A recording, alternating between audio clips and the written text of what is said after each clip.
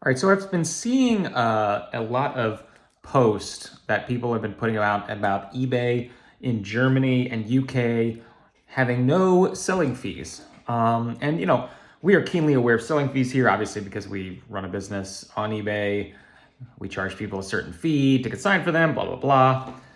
So we're always, hyper aware of all the fees that are charged by eBay and all the fees that are charged by other selling platforms as well. And, I'm going to have a little different take here because it's something that I've experienced over the years with buyer's premium. Now, people are for some reason saying that eBay will be having this, there'll be no fees, and all of a sudden, they said that they've reduced fees to zero across, Germany and UK just for a little bit on certain sections, and they doubled the amount of people that have come on and actually, listed their items. Well, of course. I mean, if we reduced our fees to, it's like, well, we don't make any money now. We pay out you 100% of the payout, and we just make no money. Well, of course, the amount of people that are going to be using our service is also going to double, triple, quadruple, go 10 times, right?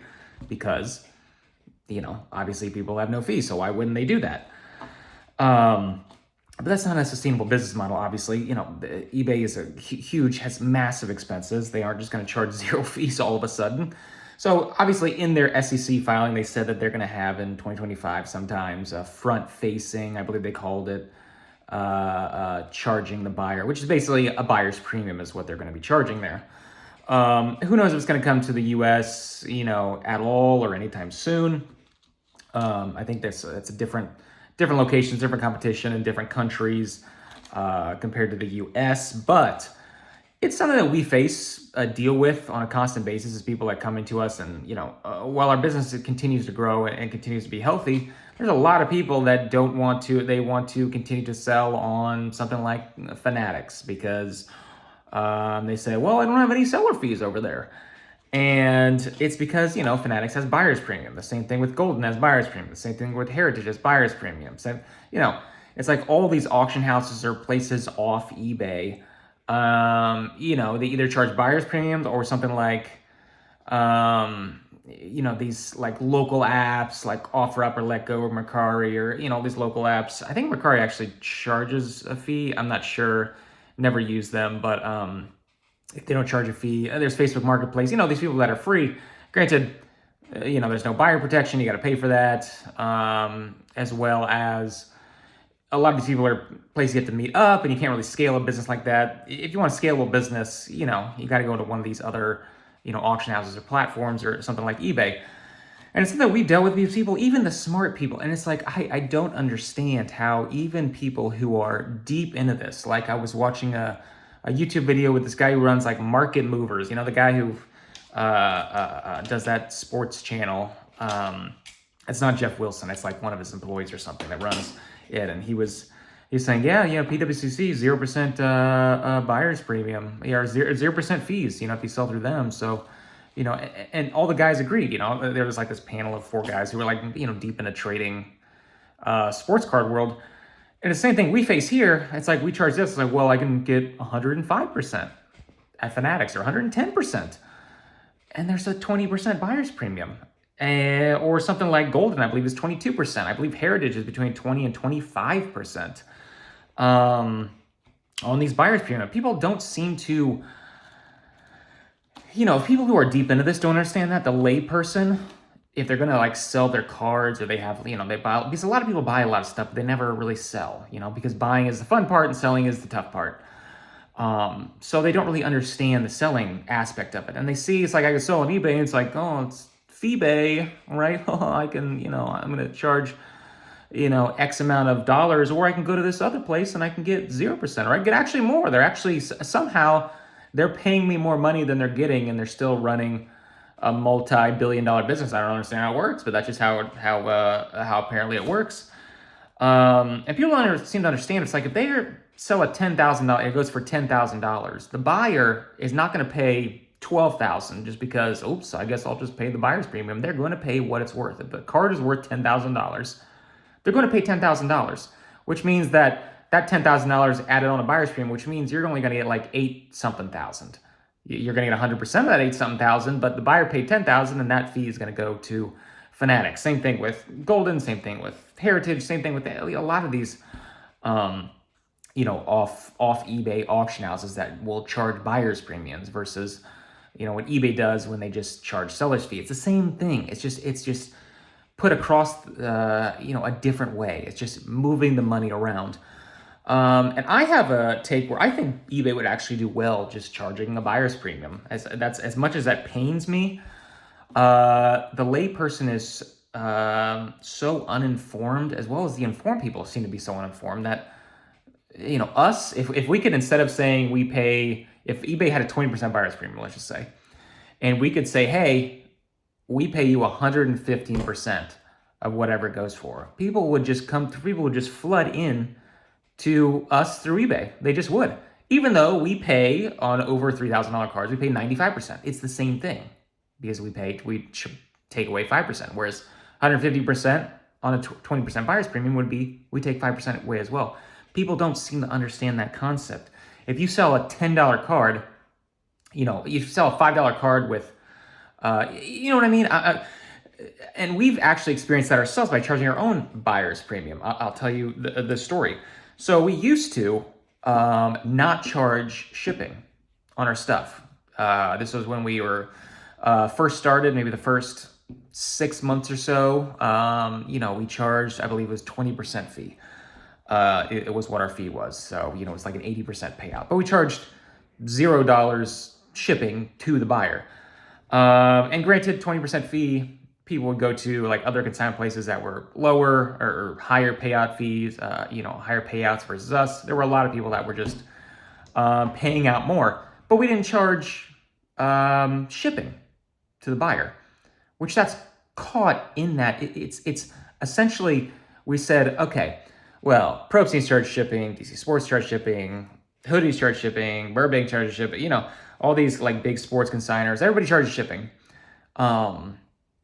And some like auction places like, Fanatics or, Heritage, like they don't even tell you shipping until the buyer, checks out. And then it's like, oops, it's like I've only bought a couple things from the Fanatics before. And one was like a $700 card. Or two $700 cards. It was like a 12 or wow, I can't do math. $1,400 purchase, and it was like $45 to ship those two cards. $45 to ship two cards. Like if you bought two cards via eBay from us for that much, you'd be charged less than half of that amount, and that's only because we couldn't combine those because they had to go to eBay Authenticity Guarantee, and we can't combine packages over $250. But if we could combine it, if they were under, it would be even cheaper. Way cheaper. So it's just a hidden buyer's premium. So, the point I'm trying to make is that we were charging $0 fee to the buyer. And then we're like, okay, we're going to start charging $5 per item shipping because it's just people aren't really coming to us, even though we're about the same. So we lowered our fee to like, I don't know, 17% or 16 or something percent, which is more in line with what other people were charging for the eBay fee. If you did it yourself, it was like 13 something plus all the other fees that they tack on. So once it was like 16 or something like that, I can't remember exactly, but then it was a lot more in line with like, people kind of tried the service because they said, well, I know it's a little bit more, but then I have to go to the work and I have to do the back end, I have to deal with customers, return shipping, or any of that. So it's like, let's try the service now that it's 16 something. But it was the same fee because, if you sell a really low end item, let's say an item that goes for $10 plus $5 shipping, the buyer knows that it's plus $5 shipping. So if the card on average goes for $15, they're going to pay at auction, it's going to go for $10 plus $5 shipping. Whereas before, it would have gone for $15 plus $0 shipping. It's the same thing. But because we framed it that way and added a buyer's premium, which is just that shipping charge to people, so the fee was pushed to the buyer, we all of a sudden grew like 4 times in the amount of revenue we had from that previous time. Literally 4x the amount of revenue just from switching that fee to the seller and switching it to the buyer which the card still went for what it goes for. And you know, we still collected that, and then it was the same thing. But the way the consigner or the consumer or the client or the customer, whatever you want to call them, views that, they just want to view that lower fee. And, you know, eBay is losing a lot of that higher end business, especially to these offsite platforms who say, oh, we pay you out 100%. Oh, we pay you out 105%. Oh, we pay you out 115%. Even though it's not. It's the same. Like, we charge lower than Fanatics on almost every single tier, I think, except for like really low end stuff, because we charge an additional $5 surcharge because we don't want to be flooded at that point. But, you know, we be golden, and, you know, a lot of these places off site, but people don't, you know, they just, in their brain, they think, well, I'm being paid out 100% versus I'm being paid out 88%. Well, why wouldn't I go with that one? It's a frustrating thing that we have to deal with terms of trying to get customers onto, you know, the platform. So I actually think if I had to choose, in terms of like bringing business onto, you know, eBay, I would rather them just charge, you know, whatever their fee is now. Let's say their fee is, I don't know what their final value fee is now, like 13.35% or whatever, plus all the additional fees that I've always said before, all the, you know, insert fee, order fee, international fee, the fee on the sales tax, blah, blah, blah, blah, blah. So let's say it's like 15% on average. Just charge a 15% buyer's premium. Who cares, right? I mean, it's going to be the same amount, and they're going to get more people because they're going to say zero selling fees. I mean, it just, I don't know. It just makes sense. If they're even lower, like if they can charge 10%, and all of a sudden they get a whole lot more sellers and they get a whole lot more people to sell on there, and they're still making, I mean, it might be making a little bit less, but the influx of sellers might offset that, you know, the amount of revenue might be offsetting the amount of losses per customer. But I don't know.